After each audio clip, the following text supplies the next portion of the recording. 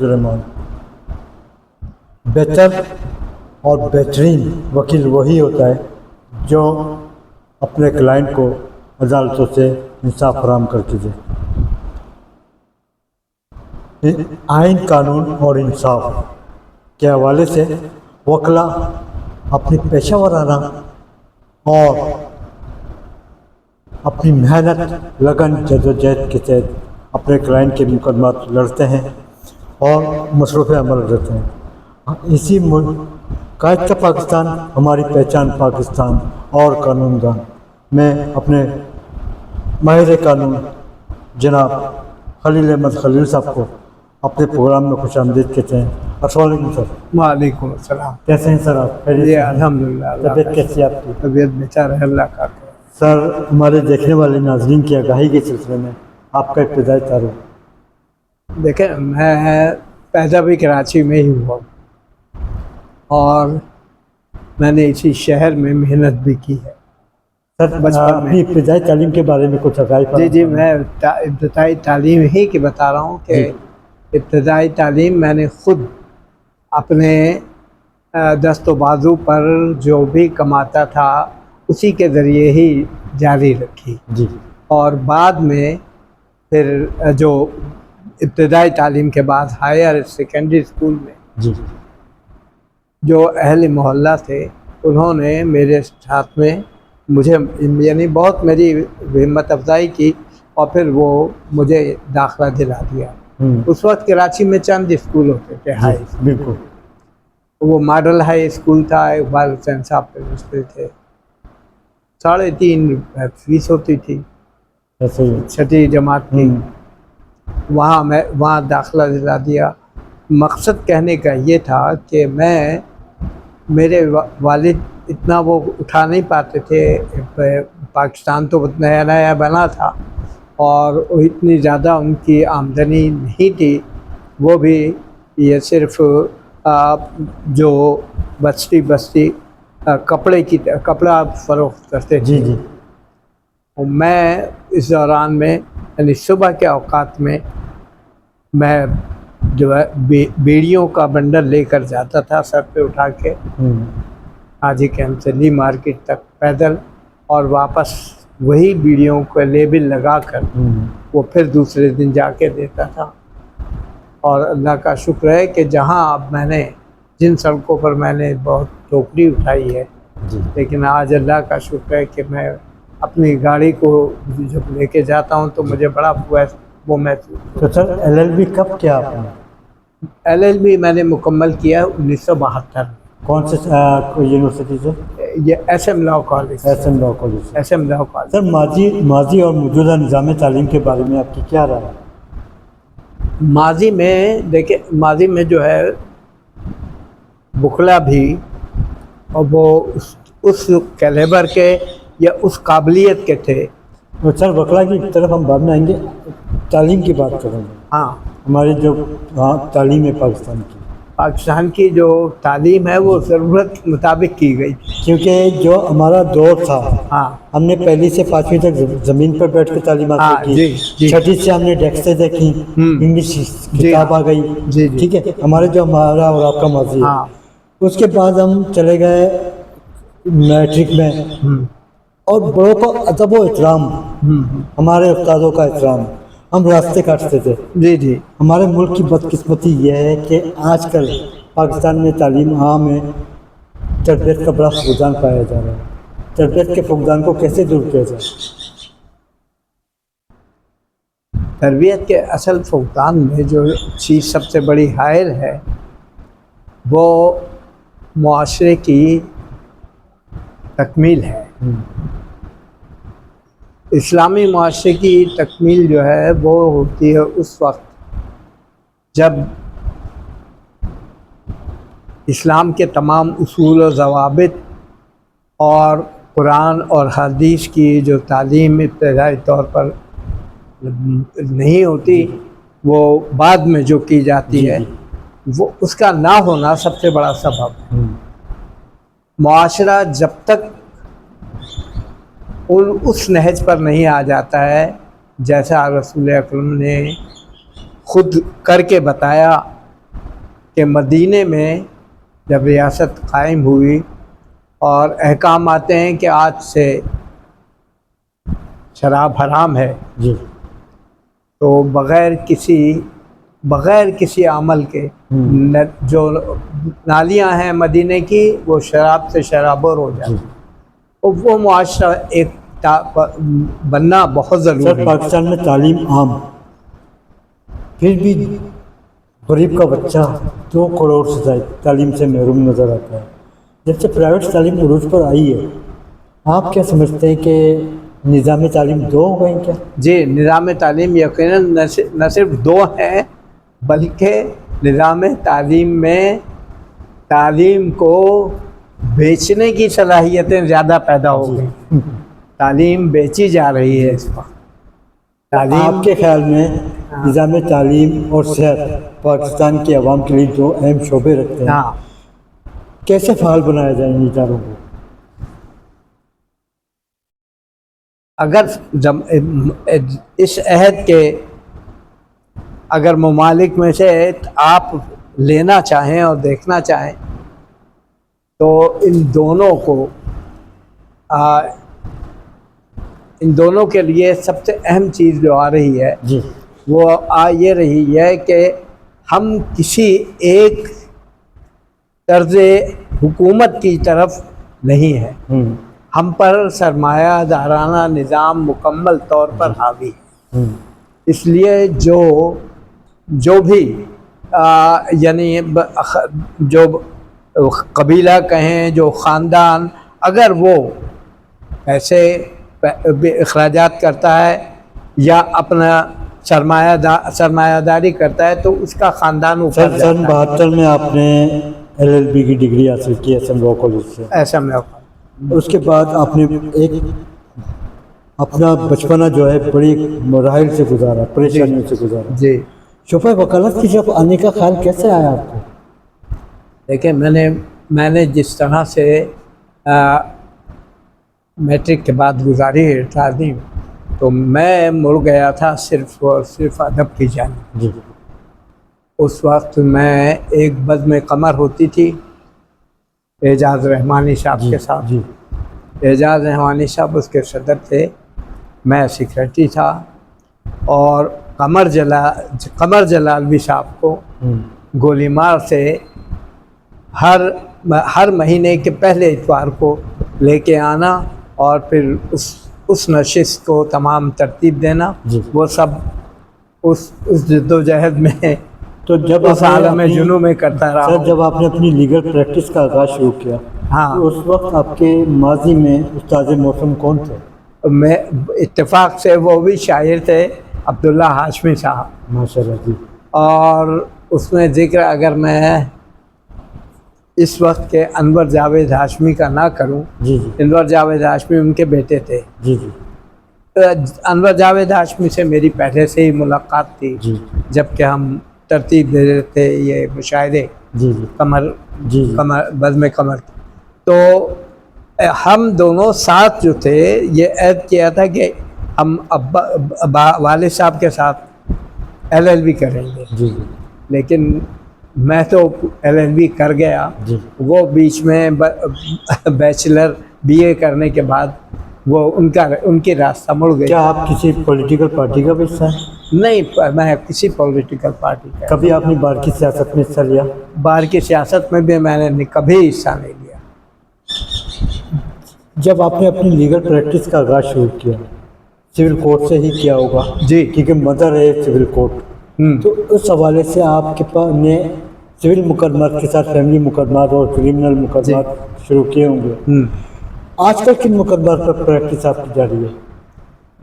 آج کل بھی میرے پاس کچھ 1-2 میرے پڑوس کے لوگ ہیں جی جی جنہوں نے کہا کہ انہیں دیکھیں، تو ایک دو نیا یہ ابھی میرے پاس آ گیا جی فیملی سے سوٹ، اور باقی جو میرے پاس 5-6 ہیں جی وہ ہائی کورٹ کے کیسز ہیں، باقی ان کو ترتیب دے رہا ہوں، ورنہ میرے بچے مجھے منع کرتے ہیں کہ آپ بالکل نہ جائیں۔ دیکھنے میں آ رہا ہے کہ نچلی سطح کی عدالتوں میں सिविल मुकदमात के साथ फैमिली मुकदमात की भरमार पाई जा रही है। वहाँ बिल्कुल है। हाल ही में चीफ जस्टिस जनाब जस्टिस याहिया अफरीदी साहब की तरफ से एक नोटिफिकेशन जारी हुआ है कि 90 दिन के अंदर तमाम सिविल और फैमिली मुकदमात को निपटाया जाए। अमल दरामद नजर नहीं आ रहा है, क्यों? उसका सबब जो है ना, वो हमारी अदलिया की कारकर्दगी है जी। वकला की नहीं, अदलिया की कारकर्दगी है जी। और अदलिया इस मामले में बहुत ज़्यादा मुलव्विस है। ख़ास तौर पर सिंध में मैं ज़रूर कहूँगा कि सिंध में जो हुकूमत भी है वो सिर्फ सिंधी जो सिंध से ताल्लुक़ रखते हैं उनको प्रोमोट कर रही है। वो वही यहाँ पर प्रिजाइडिंग ऑफिसर बनाए जा रहे हैं पूरे सिंध में जी। उसमें नाम को कराची से बच्चे बहुत कम हैं, यानी आटे में नमक के बराबर भी नहीं। सर, जैसे कि आपने और हमने अपनी सीनियर से प्रैक्टिस हासिल की और हम आला ओहदों तक जा पहुँचे, सवाल ये है कि सर नए आने वाले वकला अपनी सीनियर की प्रैक्टिस से नाला नज़र आते हैं, आर्गूमेंट्स के मौके पर उनसे बात नहीं की जाती, शॉर्टकट चाहते हैं। शॉर्टकट, जबकि ये प्रोफेशनल शोबा है। हाँ, तो शॉर्टकट क्यों चाहते हैं सर? उसकी वजह सिर्फ यह है कि वो शॉर्टकट इसलिए चाहते हैं कि उनके पास वो सलाहियतें जो ड्राफ्ट करने की हैं, जी जी, ड्राफ्ट करने के अलावा कुछ पढ़ने पढ़ाने की हैं, ये सब उनके पास नहीं है। जी सर, आप एक प्रोफेशनल वकील हैं। हाँ।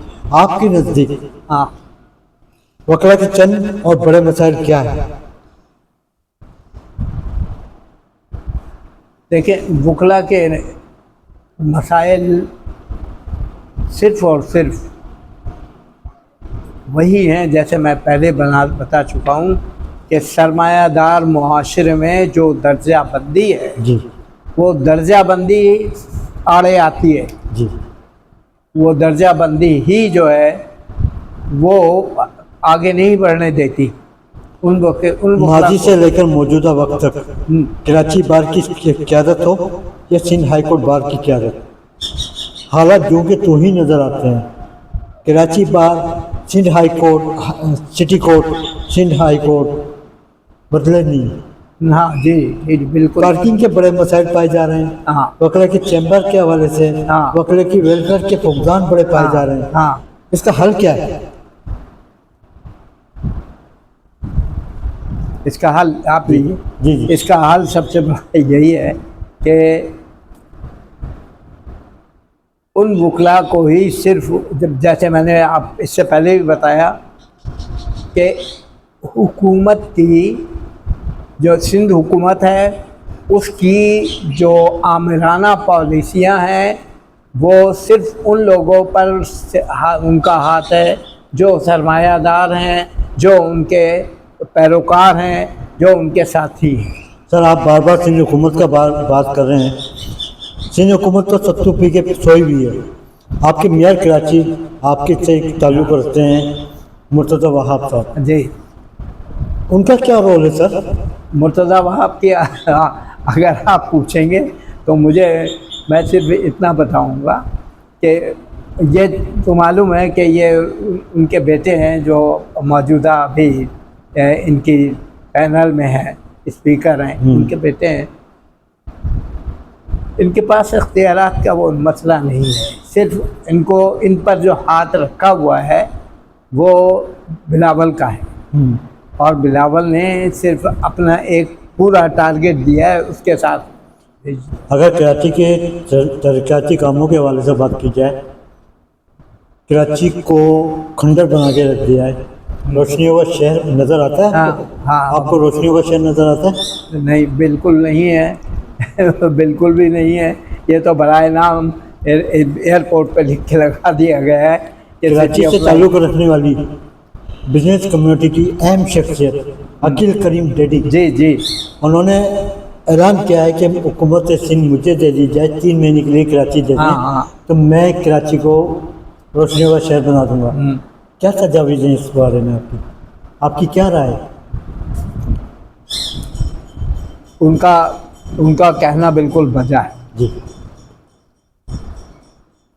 और वो अगर उनको पूरे अख्तियारात दे दिए जाएं तो वो कर सकते हैं। इसलिए कि उनको तमाम हालात ये मालूम है कि कितना यहाँ से जो टैरिफ है, जो यहाँ का महसूल है, वो सिंध हुकूमत कमाती है और उसको पानी की तरह बहा। सर, हुकूमत सिंध के इदारों से ठेकेदारी निज़ाम को कैसे ख़त्म किया जाए और काली बेड़ियों को कैसे बाहर निकाला जाए? नहीं निकल सकती, ये तो बिल्कुल ये इस तरह से है। मैं खुद इस निज़ाम का हिस्सा रहा था। जी जी 2001 में जी मैं अपने इलाके का नायब नाज़िम मुंतखब हुआ था और नायब नाज़िम ही फिर वो यूसी को चलाता था। नाज़िम जो है वो चला जाता था आपके बल्दिया में। उस वक्त जितने भी जो भी ख़जाने के ऑफिसर आते रहे, मैं उनसे यही पूछता रहा कि आखिर ये जो निज़ाम है इसमें ठेकेदार जो पिसता है जिस तरीके से कि उसे 7% नीचे खर्च कर देना होता है, उसके बाद आगे चल के मज़ीद 7% इलाके कुछ वो होते हैं उनको, यानी उसको लाजमी तौर पर के 40-45% जो है ये चला जाता है, बह जाता है इसी रिश्वत में। आखिर ये रिश्वत ख़त्म नहीं हो सकती, ये मैंने सवाल पूछा था। तो पाकिस्तान के इदारों से करप्शन कैसे ख़त्म की जाए? मैं इस जवाब को मुकम्मल करूँ, नहीं वही करप्शन जो हो रही है उस करप्शन के मुतालिक मैंने सवाल पूछा तो मुझसे जमात इस्लामी के जो अफसर थे उनका जवाब ये था कि ये बिदअत हुस्ना है जो जारी रहेगी और ये ख़त्म नहीं होगी। तो मैं कैसे कह दूँ अब आप कैसे ख़त्म होगा? उसको तो कोई इनकलाब बड़ा उठेगा वही ख़त्म कर सकता है। सर, अदलिया की तरफ मुल्क में वो इनकलाब को भी पीछा जाएगा, पीस दिया जाएगा जिस तरह से पीसा जा रहा है आज पूरी इमरान की पार्टी को और उसके तमाम जितने भी आप। हम वापस अदलिया की तरफ वापस आते हैं। हाई कोर्ट में तकरीबन 26 लाख से ज़ायद मुकदमात इल्तिवा का शिकार। सुप्रीम कोर्ट में 65,000 से ज़ायद मुकदमात ज़र इल्तिवा पाए जा रहे हैं। आपके तजर्बात की रोशनी में नए और पुराने मुकदमात को कैसे निपटाया जाए?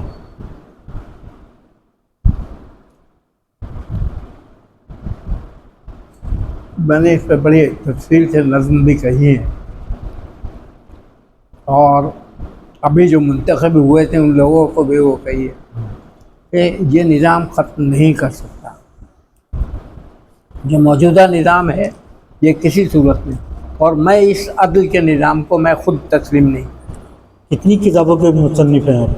मैं अपनी तो अभी तक मैंने 2 किताबें ही तरतीब की हैं और मज़ीद मैं चाहता हूँ कि कुछ तकरीब रहनुमाई भी फरमाई आपने 8 कौंसल ऑफ पाकिस्तान में जाकर? जी अच्छा। मैं कायद-ए-आज़म राइटर्स गिल्ड का सदर भी रहा हूँ माशाल्लाह। और मैंने आखिरी जो मेरा ख्याल है आखिरी से पहले डॉक्टर कदीर साहब का प्रोग्राम था वो यूनिवर्सिटी में हमने ही तरतीब दिया था। तो मैं इब्तिदा से ही इस बात का मुखालिफ हूँ कि आदलाना निज़ाम में भी बिल्कुल उसी तरह एक इनकलाब की ज़रूरत है।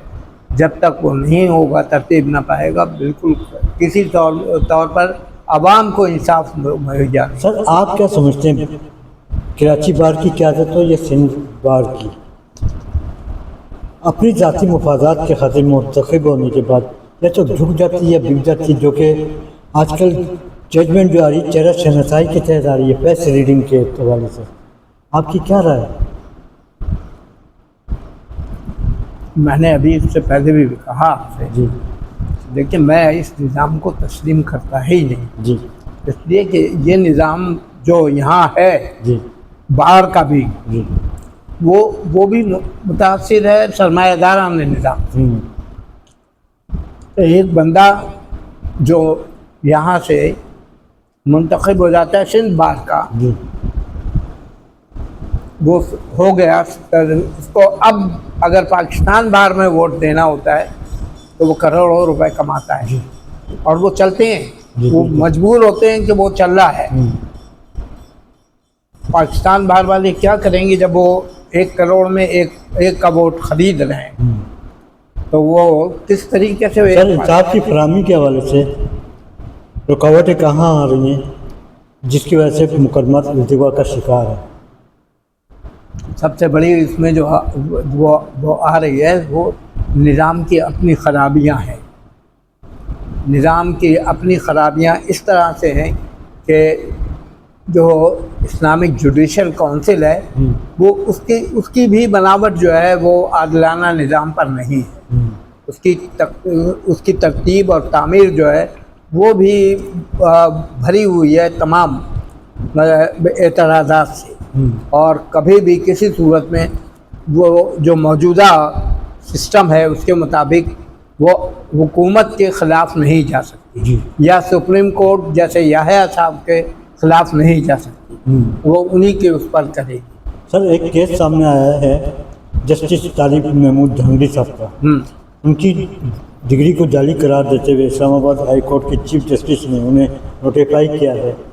آپ کیا سمجھتے ہیں کہ یہ فیصلہ سپریم جوڈیشل کمیشن کو کرنا چاہیے تھا یا چیف جسٹس کے اختیارات ہیں؟ ہاں، یہ اس کو طارق جہانگیری نے ابتدا سے ہی یہ بتا دیا تھا، اور یہاں کی گواہی سے بتا دیا تھا کہ یہاں ساتھی ساکھ کے وہ ساتھیوں میں سے جی جی، اور وہ تمام چیزیں، تمام اس کے جتنے بھی ڈاکومنٹ تھے وہ جینین تھے، جی کسی میں کوئی وہ نہیں تھا۔ یہ جو بعد میں انہوں نے یعنی سپریم کورٹ نے لکھوایا ہے، وہ لکھوایا ہے یونیورسٹی کراچی یونیورسٹی، جی وہ غلط ہے۔ سر 26ویں 27ویں آئینی ترمیم کے تحت آئینی عدالتیں قائم کی گئی ہیں، آپ کیا سمجھتے ہیں سپریم کورٹ پاکستان کے جج صاحبان بخوبی خدمات انجام نہیں دے پا رہے ہیں جس کی وجہ سے آئینی عدالتیں قائم کی گئیں؟ جی، اس کی وجہ سے اس تقسیم سے جو ہے وہ ابھی تک سندھ میں جی نہیں انجام دے پا رہے ہیں، اور معلوم ہوتا ہے کہ ایک معاملہ جو زمین کا ہے، جی جب وہ اس کی آئینی پٹیشن جاتی ہے تو وہ کہہ دیتے ہیں کہ آئینی بینچ میں۔ سر افواہ پھیلی ہوئی ہے کہ 28ویں آئینی ترمیم بھی آنے والی ہے، اس کی کیا پیش رفت ہوگی؟ اب یہ نقشہ بنایا ہے خود فوج نے، جو نقشہ وہ بنایا ہے انہوں نے، وہ اس پر لانا چاہتے ہیں، وہ چاہتے ہیں کہ انقلاب براہ راست نہ آئے لوگوں کو، جی بلکہ وہ گھومتا ہوا ایک طریقے پر آئے۔ وہ اس پر لانا چاہتے ہیں کہ سندھ میں مختلف صوبے مزید اور بنا دیے جائیں، پنجاب کے اور بنا دیے جائیں، یہ ہے ان کے ذہن میں، اور یہی بنائی ہوئی ہے۔ اس میں وہ چاہتے ہیں کہ ہاں اس میں لوگوں کو کچھ ریلیف محسوس ہوگا، جی، تو وہ یہ لے کے بیٹھے ہوئے۔ تو سر آپ کے خیال میں ریلیف محسوس ہوگا انہیں؟ ریلیف ہو سکتا ہے، یہ میں تقسیم تو بہت ضروری ہے جی، کہ ہندوستان میں کل 45 صوبے تھے، وہاں آج جا کے تقریباً 60 ہونے کے جا رہے ہیں۔ جی، وہ افغانستان میں آپ دیکھ لیں، اور افغانستان چھوڑیں، بنگلہ دیش میں دیکھ لیں، پاکستان میں وہاں کتنے صوبے بن گئے۔ قائد اعظم کے پاکستان کو آپ کس نگاہ سے دیکھ رہے ہیں؟ کیونکہ ماضی کا وقت بھی آپ کو یاد ہے، مجھے حالات آپ کے سامنے۔ قائد اعظم کا پاکستان جب آپ کہتے ہیں نا تو پھر وہ دماغ بڑا وہ ہو جاتا ہے، اس لیے کہ جو ان کا نہیں، میں تو نہیں، جو قائد اعظم کا خواب تھا اس خواب کو تو چکنا چور کیا گیا اسی وقت جب لیاقت علی کا مرڈر ہوا، وہاں سے شروع ہو جاتا ہے۔ اور کہا جاتا ہے کہ پاکستان میں خامیاں جو شروع ہوئیں یا خان کے دور سے شروع ہوئیں، عدلیہ میں جسٹس منیر کے دور سے خامیاں شروع ہو گئیں، اس کے بعد آتے ہیں جسٹس افتخار محمد چودھری، ان کے دور میں بھی خامیاں سامنے آئیں، اس کے بعد آتے ہیں جسٹس ثاقب نثار، ان کے دور میں بھی خامیاں سامنے آئیں، اور آخر میں جاتے جاتے جسٹس قاضی فائز عیسیٰ اپنی غلطیوں کا اعتراف کر کے جاتے ہیں کہ ہم سے ماضی میں غلطیاں ہوئیں۔ ایسی کون سی غلطیاں تھیں سر وہ چیف جسٹس آف پاکستان اپنی دیکھیں غلطیوں وہ ان ساری غلطیوں کا ملبہ یہ تھا کہ جتنی بھی برائیاں ہیں ان کو دباؤ اور ان کو سامنے نہ آنے دو اور اچھائیوں کی مخالفت کرتے رہو، بس صرف یہ ہوا ہے اور یہی کرتے رہے ہیں۔ ایک مومنٹ چلتی ہے سر آپ کی 2007 میں علی احمد خود کی سربراہی میں، کہا جاتا ہے کہ اس تحریک سے بھی وکلا میں خامیاں پیدا ہوئیں، ان کو اجاگر کرنے کے بجائے رخ موڑ لیے گئے، یہ کیا وجوہات تھی سر؟ وہ بات صحیح ہے کہ وقوع میں کچھ خرابیاں ہوئیں جی اس تحریک سے جی اور بدی کے رجحانات زیادہ پیدا ہوئے۔ جی اب تھوڑا سا وقفہ دیجیے، میں پیشاب کروں۔ جی بات یہ ہے کہ آپ کو پاکستان روشن نظر آتا ہے؟ دیکھیں روشن کی بات تو آپ یہ چھوڑ دیں، لیکن بقول علامہ اقبال کے پیوستہ رہ شجر سے امید بہار رکھ، جی تو بہار کی امید ہمیں ہے یقیناً، لیکن اس دور میں سب سے بڑی طاقت جو ہے وہ صرف فوج ہے، اور فوج اگر صرف دیانتدار اور محب وطن ہو جائے تو وہ بہت بڑی بات ہوتی ہے۔ سر کراچی امن و امان کے حوالے سے کیا صورتحال ہے اور کرائم اور جرائم کے بارے میں آپ کی کیا رائے؟ کراچی اتنا بڑا ہو گیا جو اس وقت ہے جی کہ اگر چاہیں تو پورا آپ جو یو اے ای ہے جی پورا یو اے ای اس میں دم ختم ہو گیا، وہ بھی اس کو برداشت نہیں کر سکتے۔ صحیح۔ وہ کراچی کی آبادی تو کئی ایسے ممالک ہیں اقوام متحدہ کی ان سے زیادہ ہے، لیکن اس کو سنبھالنے کے لیے کوئی آنے کے لیے تیار نہیں۔ کل ہم نے کراچی میں دیکھا ہے سر، پاسپورٹ آفس کے پاس ہاں ٹریفک پولیس جی کے نمائندے بائکیں اٹھا رہے تھے، گاڑی میں لے کے ڈال کے جا رہے تھے، صوبائی حکومت تو مانا کہ خاموش تماشا بنی ہوئی ہے، ڈی آئی جی ٹریفک کی کیا خدمات ہیں؟ ڈی آئی جی ٹریفک کی خدمات کراچی کے لیے کچھ بھی نہیں، جی بلکہ اس کا صرف یہ دیکھنا ہے کہ اس کا ٹھنڈا پانی چلتا ہے یا نہیں چلتا ہے۔ جی وہ بھی بن کے ڈی آئی جی آتا ہے تو پیسے دے کے آتا ہے، جی یہ یاد رکھیں۔ تو پھر وہ آئے گا تو وہ یقینی طور پر وہ کوئی فائدہ تو کشمیر پہ بات کرتے ہیں سر، ہاں 27 اکتوبر 1947 جی کشمیر کا یوم سیاہ دن، کشمیری عوام اپنے حقوق سے محروم، آزادی کے منتظر ہیں، آپ کے تجربات کی روشنی میں مسئلہ کشمیر کا حل کیا ہے؟ میں نے دیکھیں پچھلے سال ہی یہ نظم کہی ہے، اور وہ ہے نیلم و جہلم۔ جی وہ تو نیلم کا انہوں نے کوئی اور نام رکھا ہے، جہلم سے تو ہم نیلم سے تو جا رہے ہیں نا، گزر کے ہم۔ ہاں جی تو نیلم و ایک جگہ ایسی ہے کہ جہاں دونوں دریا ملتے ہیں، دو میل ہے۔ جی جو محل۔ دو نہریں ملتی ہیں۔ تو میں نے اسی پہ، اور اس میں میرا تھیم یہ تھا کہ وادی کشمیر کو آزاد ہونا چاہیے، جی پاکستان ہو اور خواہ ہندوستان ہو، اس کو اگر اس جنت نظیر ٹکڑے کو جنت نظیر ہی رہنا دینا چاہتے ہیں جی تو اس کو آزاد ہونا چاہیے مکمل طور پر۔ تو رکاوٹیں کہاں آ رہی ہیں سر مسئلہ کشمیر کے حوالے سے؟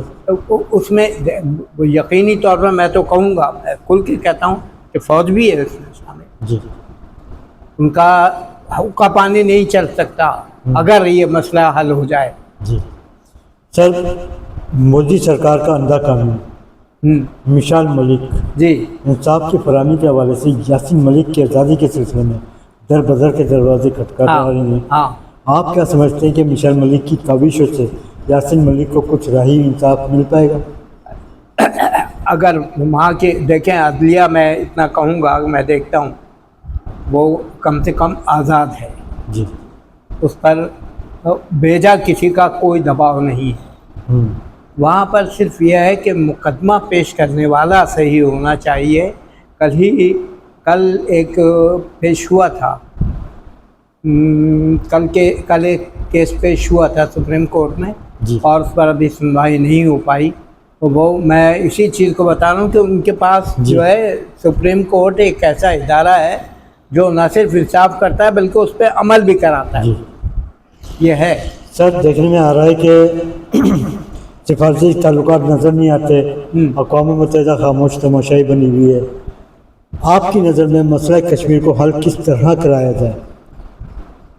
دیکھیں، ایک بات تو مشرف نے کوشش کی تھی، اور مشرف گیا تھا اور چاہتا تھا وہ یہ کرنا کہ ہم دونوں فوج ہٹا لیتے ہیں اپنی.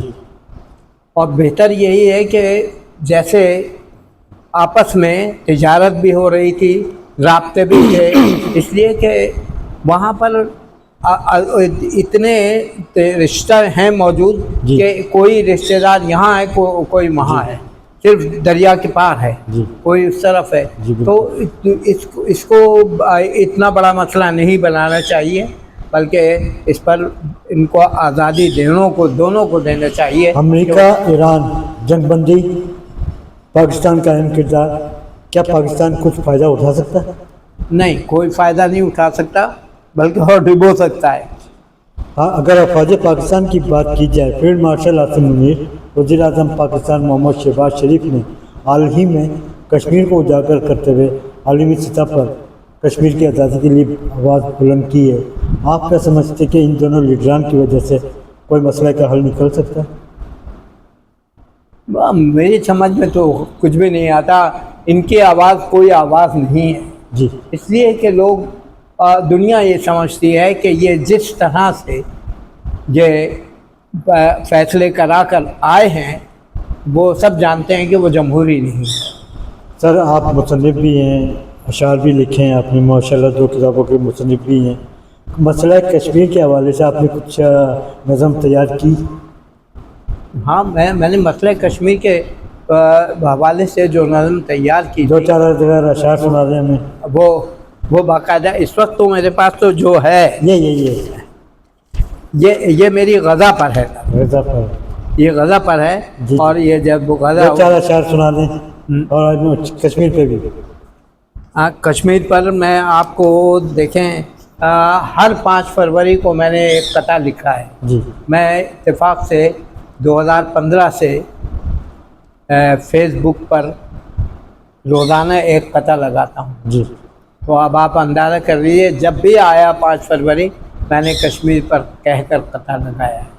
اور نظم الگ میں نے جیسے بتایا نا، یہ نیلم و جہلم، اس میں میری جو سب سے بڑی چیز وہ تھی، وہ ایک مصرع تھا کہ وادی کشمیر کو آزاد ہونا چاہیے. اگر آزاد نہیں ہوگی تو اس کی جو حسن ہے، جو وہ ہے، وہ ہم بگاڑیں گے. اور کچھ نہیں، اس بارود سے، جو بارود دونوں کے پاس ہے، اس بارود سے ہم یہ اس کا حسن بگاڑیں. جو آپ نے کشمیر پر نظم لکھی ہے، 2-4 اشعار اگر ہو جائیں تو. اس وقت کشمیر پر تو میں نہیں وہ کر سکتا.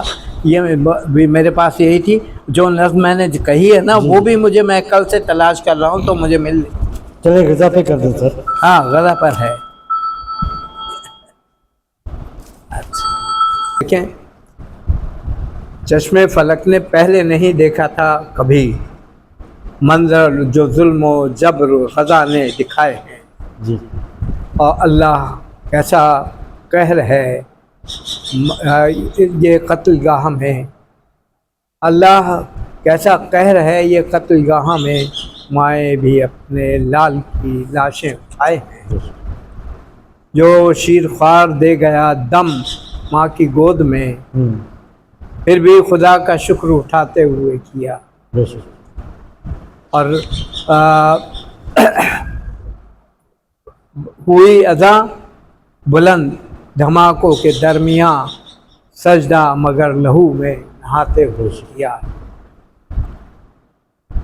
انسانیت نہیں ہے فلسطین میں کہیں، ہر سایہ ہے، ہر سایہ غم زدہ ہے، ہر ہر اسلحہ جدید اور میزائلوں سے بستی کی بستی اجڑ گئی، اور نگراں امام و منبر و مسجد ہوئے شہید۔ ماشاء اللہ سر، آخری سوال یہ ہے کہ ہمارے کشمیر نیوز چینل کی سالگرہ 10 مئی 2026 کو اچھا، اسلام آباد میں منعقد ہو رہی ہے، جس کے مہمان خصوصی وزیر اعظم آزاد کشمیر فیصل راٹھوڑ صاحب ہیں۔ اس حوالے سے آپ کشمیری عوام کو کیا پیغام دینا چاہیں گے؟ دیکھیں، میں پیغام تو میرا وہی ہوگا کہ جدوجہد آزادی کی جی وہ ان کی بہت قریب ہے، اگر چاہیں تو جاری رکھ سکتے ہیں، اور انشاءاللہ یہ وادی کشمیر کو آزاد ہونا ہے، اور آزاد ہو کے ہی تمام اس کی جو خوبصورتی اور قدرتی حسن جو کچھ موجود ہے اس کی پرورش ممکن ہے، ورنہ بصورت دیگر دونوں طاقتیں بارود سے بھری ہوئی بیٹھی ہیں، یہ اس حسن کو اجاڑ دیں گی۔ بہت شکریہ سر آپ کا وقت دینے کا، بڑی نوازش آپ کی۔